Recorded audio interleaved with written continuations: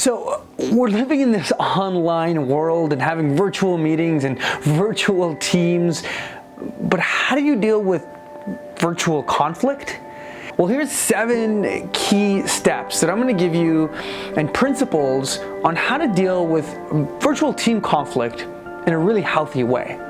So first step is I want you to shift your perspective on conflict. See, I think you should shift the entire team's perspective on conflict from being a negative thing, something that we should avoid and something that we should tippy-toe around, to something we should actually embrace.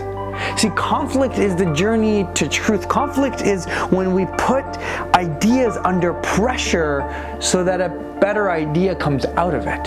And we want to do that by beginning with questions. And so encourage your team to question each other, question the thinking, question where that comes from, question the evidence that's being provided for that idea, and question the idea itself. So our first step in dealing with better conflict is simply changing our attitude towards why conflict can actually help us.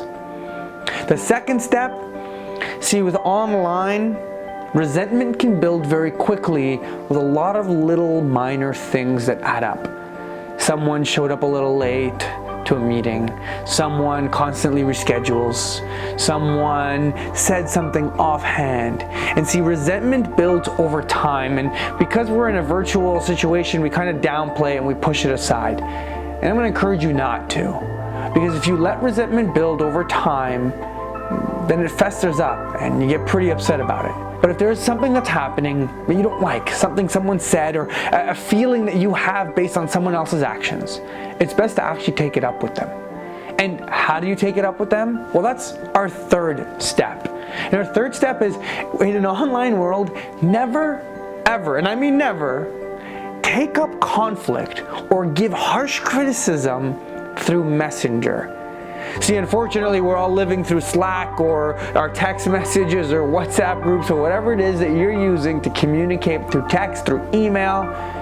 But the reality is that there's far too much nuance lost in the language and in the empathy of person to person when we give our criticism or we call someone out or we have conflict over text and over Messenger. Just schedule a call. Make it a Google Hangouts call, a Zoom call them right on Slack, or pick up the phone and just say, hey, I've been feeling this way about what happened here. And that will create a lot more empathy. And if you can do a video call, even better, because that creates a better, greater connection, and that allows both people to feel the issue at hand versus just talk about it and debate it.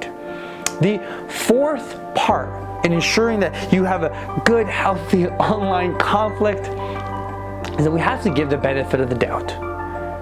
Yeah, that means you have to give trust.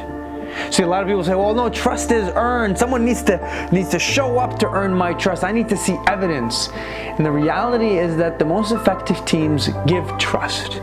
They give it to each other when it's not yet earned, because trust is actually that leap of faith.